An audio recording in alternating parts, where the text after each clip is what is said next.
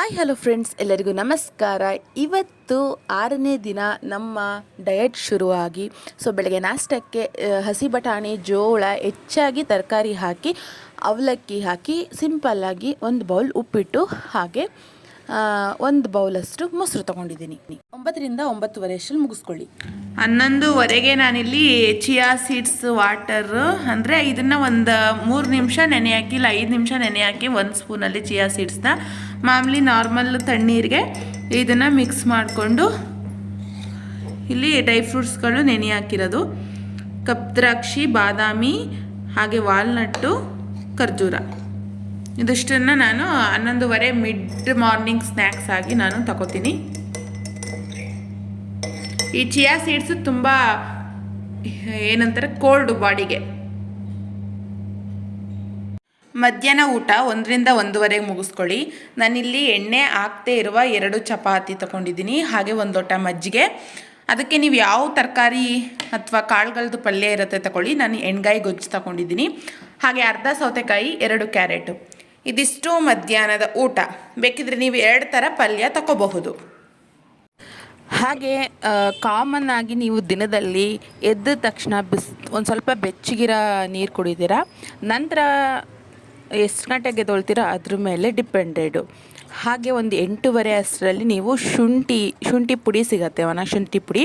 ಅದನ್ನು ಒಂದು 1/4 ಸ್ಪೂನಷ್ಟು ಹಾಕ್ಬಿಟ್ಟು ಚೆನ್ನಾಗಿ ಬಾಯ್ಲ್ ಅಂದರೆ ಕುದಿಸಿರುವ ನೀರನ್ನು ಸೋಸ್ಕೊಂಡು ಆ ನೀರನ್ನು ಕುಡಿತೀರಾ.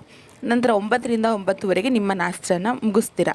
ಕಾಮನ್ನಾಗಿ ನೀವು ಸ್ವಲ್ಪ ಬೆಚ್ಚಗಿರೋ ನೀರು, ಹಾಗೆ ಶುಂಠಿ ನೀರು, ನಂತರ ಮಿಡ್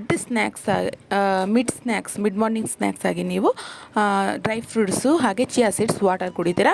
ಹಾಗೆ 4:15 ಒಂದು ಯಾವ ಥರದ್ದಾದ್ರೆ ಒಂದು ಫ್ರೂಟ್ ತಿಂತೀರಾ ಅಲ್ವಾ. ಇದು ಕಾಮನ್ನಾಗಿ ನೀವು ದಿನನಿತ್ಯ ಮಾಡೋ ಅಂಥದ್ದು.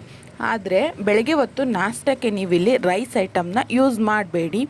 ನಂತರ ನೀವು ಮನೆಯಲ್ಲಿ ಏನು ಸಾಂಬಾರು ಮಾಡಿರ್ತೀರ ಅಥವಾ ಏನು ಪಲ್ಯ ಮಾಡಿರ್ತೀರ ಅದನ್ನು ಸ್ವಲ್ಪ ಜಾಸ್ತಿ ತಗೊಳ್ಳಿ. ರೈಸು ಒಂದು ಮೀಡಿಯಮ್ ಕಪ್ಪಲ್ಲಿರಲಿ. ಸೌತೆಕಾಯಿ ಹಾಗೆ ಕ್ಯಾರೆಟು ಇದು ಇರಲೇಬೇಕು ನಿಮ್ಮ ಪ್ಲೇಟ್ನಲ್ಲಿ. ಹಾಗೆ ಇದು ಬಿಸಿಲಾಗಿರೋದ್ರಿಂದ 1 ಗ್ಲಾಸು ಮಜ್ಜಿಗೆ ತಗೊಳ್ಳಿ. ಇದು ಕಾಮನ್ನಾಗಿ ಇರೋ ಅಂಥದ್ದು.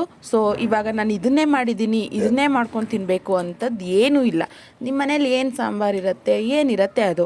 ರೈಸ್ ಇದ್ದರೆ ಮಧ್ಯಾಹ್ನ ಟೈಮ್ ರೈಸ್ ತಿನ್ನಿ, ಇಲ್ಲ ಮುದ್ದೆ ತಿನ್ನಿ. ಮಧ್ಯಾಹ್ನ ರೈಸ್ ತಿಂದರೆ ರಾತ್ರಿ ಮುದ್ದೆ ತಿನ್ನಿ. ಹಿಂಗೆ ಉಲ್ಟಾ ಮಾಡ್ಕೊಳ್ಳಿ. ಇಲ್ಲ ಅಂದರೆ ಚಪಾತಿ ಇದ್ದರೆ ಚಪಾತಿ ತಿನ್ನಿ, ರೊಟ್ಟಿ ಇದ್ದರೆ ರೊಟ್ಟಿ ತಿನ್ನಿ. ಆ ಥರ ನೀವು ಮಾಡ್ಕೋಬೇಕು ಹೊರತಾಗಿ ನಾನೇನು ಮಾಡ್ಕೊಂಡು ತಿಂತಿದ್ದೀನಿ ಅದೇ ತಿನ್ನಬೇಕನ್ನೋ ಅವಶ್ಯಕತೆ ಇಲ್ಲ. ನಿಮ್ಮ ಪ್ಲೇಟಿನಲ್ಲಿ ಇರಬೇಕಾಗಿದ್ದಂಥದ್ದು 2 ಥರ ತರಕಾರಿ ಪಲ್ಯ, ಸಲಾಡು, ಕ್ಯಾರೆಟು, ಹಾಗೆ ಈರುಳ್ಳಿ ಇಷ್ಟಪಡೋರು ಈರುಳ್ಳಿ ಹಾಕೊಳ್ಳಿ, ಸೌತೆಕಾಯಿ, ಹಾಗೆ ಮುದ್ದೆ ಅಥವಾ ಚಪಾತಿ ಈ ಥರ ನೀವು ಮಾಡಿಕೊಂಡು ತಿನ್ನೋದ್ರಿಂದ ಎಕ್ಸ್ಟ್ರಾ ನಾವು ಮಾಡಿದ್ವಿ ಅಂತಲೂ ಅನಿಸಲ್ಲ, ನಾರ್ಮಲ್ ಊಟ ಅನಿಸುತ್ತೆ. ಮೇಯ್ನಾಗಿ ಅದು ಹೋಟ್ಲು ಊಟ ಥರ ಇರುತ್ತೆ. ನೀವು ಏನಂತಾರೆ ರೈಸ್ನೇ ಜಾಸ್ತಿ ತಿಂದಿದ್ದೀವಿ ಅಥವಾ ಇದನ್ನೆಲ್ಲ ಸ್ವಲ್ಪ ಏನು ಅನಿಸಲ್ಲ. ನೀವು ರೈಸು ಸಾಂಬಾರು ರುಚಿ ನೋಡ್ದಂಗೆ ಅನಿಸುತ್ತೆ, ಇದು ಅನಿಸುತ್ತೆ. ನಾನಿಲ್ಲಿ ಸ್ನ್ಯಾಕ್ಸ್ ಆಗಿ ಯಾವ ಫ್ರೂಟ್ ಇರುತ್ತೆ ಅದು, ನಾನಿಲ್ಲಿ ಕಿವಿ ಫ್ರೂಟ್ ತಿಂದಿದ್ದೀನಿ. ಆ್ಯಪಲ್ಲು ದೊಡ್ಡದಾಗಿರುತ್ತೆ, ಅದನ್ನು ತಿಂದಿದ್ದೀರಾ ನೀವು ಒಂದು ಸತಿ. ಇದು ಕಿವಿ ಫ್ರೂಟ್ ಚಿಕ್ಕದಾಗಿರುತ್ತೆ, ಹಂಗಲ್ಲ. ಯಾವುದಾದ್ರೂ 1 ಫ್ರೂಟ್ ನೀವು ತಿನ್ನಬಹುದು.